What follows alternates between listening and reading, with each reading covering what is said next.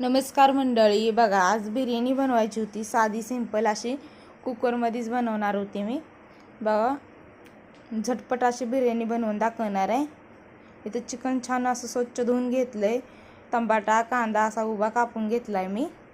ते लसूण अद्रकची पेस्ट बनवून घेतली आणि इथं खडा मसाला घेतलाय. चिकनमध्ये धना पावडर टाकायची आधी,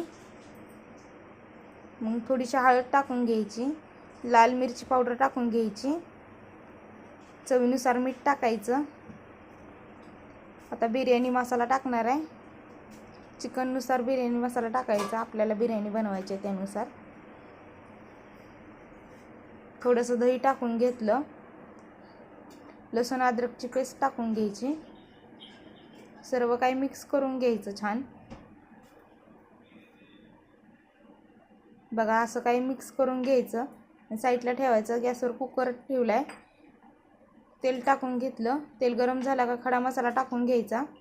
कांदा टाकून घ्यायचा.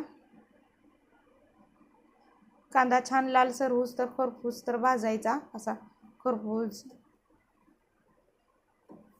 बघू शकता या पद्धतीने कांदा भाजून घ्यायचा. मग टमाटा टाकायचा आणि चिकन टाकून घ्यायचं.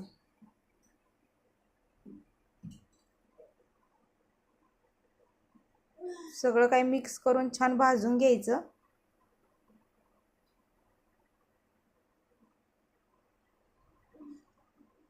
चिकन छान असं भाजलं गेलंय बघा. आता धुतलेला तांदूळ टाकून घ्यायचा. इथं मी बारीक तुकडा तांदूळच घेतलाय. सर्व काही मिक्स करून घ्यायचं. चांगलं भाजून घ्यायचं आणि पाणी टाकून घ्यायचं.